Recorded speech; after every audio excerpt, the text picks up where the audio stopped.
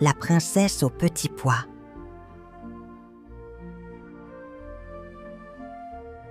Il était une fois un jeune prince qui rêvait de trouver une princesse véritable pour l'épouser. Il voulait une compagne qui soit non seulement belle et gentille, mais aussi une vraie princesse, née dans un palais et d'une grande noblesse. Chaque jour, il regardait par la fenêtre de son château, espérant qu'un jour une telle princesse viendrait frapper à sa porte. Un matin, il annonça à ses parents « Je veux me marier, mais pas avec une simple jeune fille. Je veux une vraie princesse. Je partirai voyager dans le monde pour en trouver une. » Sa mère, la reine, lui répondit avec un sourire doux. « Mon fils, la vraie princesse est rare, mais sois patient, tu la trouveras. » Le prince partit alors avec ses serviteurs, traversant forêts, montagnes et villages. Dans chaque royaume, il rencontrait des jeunes filles, mais aucune ne semblait correspondre à ce qu'il cherchait. Parfois, elles paraissaient très jolies, mais leur façon de parler ou de se comporter lui faisait douter. D'autres fois, elles semblaient douces, mais il sentait qu'il manquait quelque chose d'essentiel. Un jour, il confia à son fidèle serviteur « Je ne comprends pas. Pourquoi est-il si difficile de trouver une vraie princesse?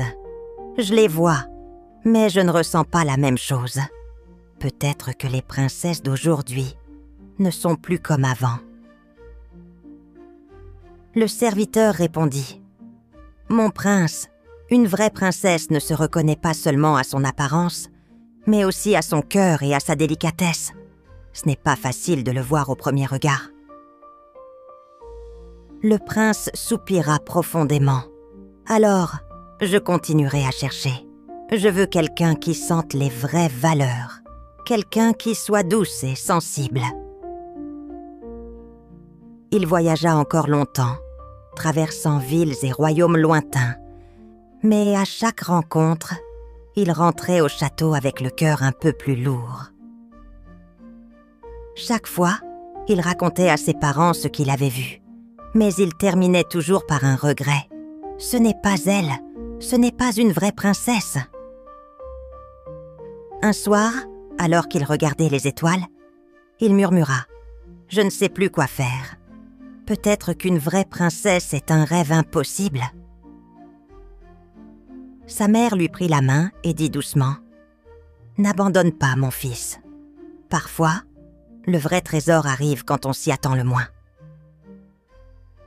Le prince hocha la tête, encore plein d'espoir malgré sa fatigue. Il décida alors de rester un moment au château, attendant que le destin lui apporte ce qu'il cherchait. Mais il ne savait pas encore que son attente ne durerait pas longtemps, car une surprise allait bientôt frapper à la porte du château. Une nuit, alors que le vent soufflait fort et que la pluie tombait en trombe sur le château, un terrible orage éclata. Les éclairs zébraient le ciel et le tonnerre grondait si fort que l'on aurait cru que les murs allaient trembler. Le prince et ses parents étaient au salon, près du feu, quand soudain un bruit retentit à la grande porte. « Qui cela peut-il bien être à cette heure-ci et par ce temps ?» demanda le roi en fronçant les sourcils. La reine se leva doucement et alla ouvrir la porte. Devant elle, une jeune fille se tenait là, toute trempée, ses vêtements collant à sa peau, ses cheveux dégoulinant d'eau. « Bonsoir, madame, » dit la jeune fille d'une voix douce mais ferme. « Je suis une princesse, mais je suis perdue et cherche refuge pour la nuit. Puis-je entrer, s'il vous plaît ?» La reine regarda la jeune fille qu'avec attention. « Une princesse, dis-tu » demanda-t-elle, intriguée. « Oui, je viens d'un royaume lointain, mais j'ai été surprise par l'orage et je n'ai nulle part où aller. » Le prince, qui était arrivé derrière sa mère, regarda la jeune fille. Elle semblait si frêle, si différente de celle qu'il avait rencontrée jusque-là. Pourtant, quelque chose en elle éveilla une lueur d'espoir dans son cœur. « Entre donc, princesse, » dit le prince en souriant. « Nous te protégerons de la tempête. » La jeune fille entra dans le château et la reine la fit asseoir près du feu. Elle lui apporta une couverture chaude et une tasse de thé. « Tu dois être glacée, » dit la reine en lui souriant gentiment. La jeune fille répondit en buvant le thé. « Merci beaucoup, madame. Je suis vraiment reconnaissante de votre gentillesse. » Le prince s'approcha et demanda « Parle-nous un peu de toi, princesse. Comment sais-tu que tu es une vraie princesse ?» La jeune fille sourit doucement, mais son regard semblait lointain. « C'est une longue histoire, » répondit-elle. « Je suis née dans un palais, oui, mais cela ne suffit pas toujours à prouver qu'on est une vraie princesse. Une vraie princesse ressent les choses avec beaucoup de délicatesse. Elle est sensible aux petits détails que personne d'autre ne remarque. » Le prince écoutait attentivement. Il se disait que cette jeune fille avait quelque chose de spécial, peut-être ce qu'il avait cherché partout. Mais il se souvenait aussi que pour être certain, il fallait être prudent. La reine, qui observait tout en silence, murmura à son mari « Nous devons tester cette princesse. Si elle est vraiment celle que nous cherchons, elle passera l'épreuve. » Le roi hocha la tête d'un air sérieux. « Demain, nous mettrons en place un petit test pour voir si elle est vraiment une princesse. » La jeune fille, sans se douter de ce qui l'attendait, s'installa dans une chambre confortable. La reine la salua avec douceur. « Repose-toi bien, cher enfant. Demain sera un grand jour. » Le prince resta éveillé tard cette nuit-là, regardant la pluie tomber derrière les fenêtres. Il espérait de tout cœur que cette mystérieuse visiteuse serait enfin la vraie princesse qu'il avait tant cherchée.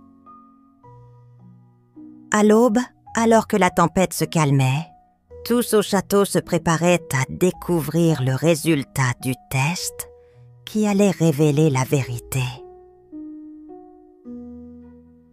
Dès le matin, la reine se leva tôt, le regard décidé. Elle expliqua au prince « Pour savoir si cette jeune fille est vraiment une princesse, nous allons faire un test très spécial.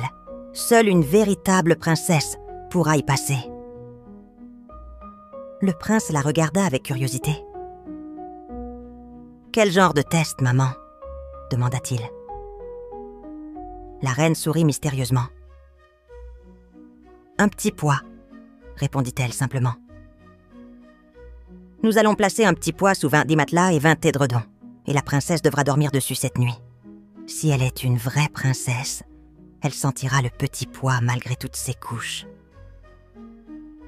Le prince haussa les sourcils, un peu surpris, mais il se fia à la sagesse de sa mère.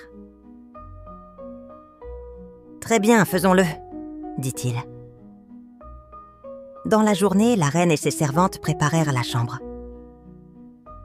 Elles empilèrent soigneusement 20 matelas moelleux, puis 20 édredons tout doux, et enfin, au tout dessous, elles déposèrent un tout petit pois vert. La jeune fille, qui ne savait rien de ce stratagème, fut conduite à sa chambre pour se reposer. Elle salua le prince et la reine d'un sourire poli. « Merci de votre hospitalité, » dit-elle doucement. Le prince lui souhaita une bonne nuit, avec un regard plein d'espoir. Puis la porte se referma doucement derrière elle. La nuit fut longue. La princesse se tourna et se retourna sur son lit. Malgré le nombre impressionnant de matelas et d'édredons, elle ne trouva pas le sommeil facilement. Une sensation étrange l'empêchait de se reposer, quelque chose de dur et d'inconfortable, juste sous elle. « Qu'est-ce que cela peut bien être ?» pensa-t-elle.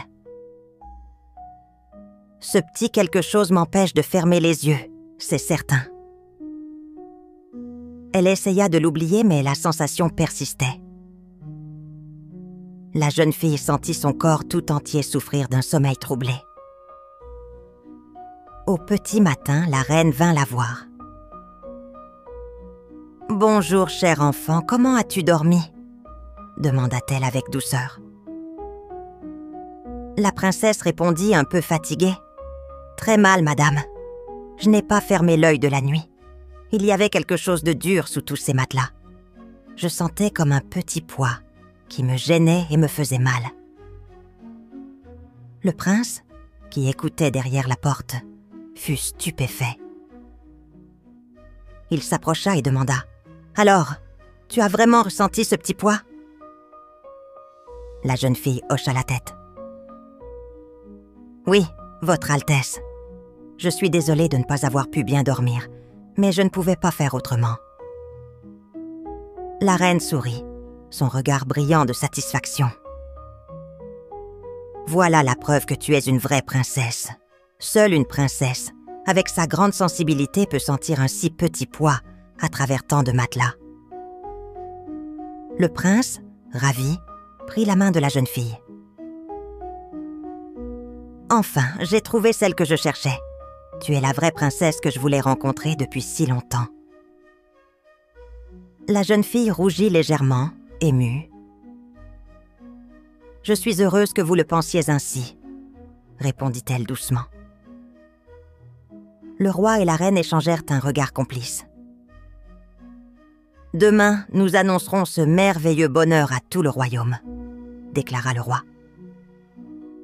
Le prince et la princesse passèrent le reste de la journée ensemble, apprenant à se connaître.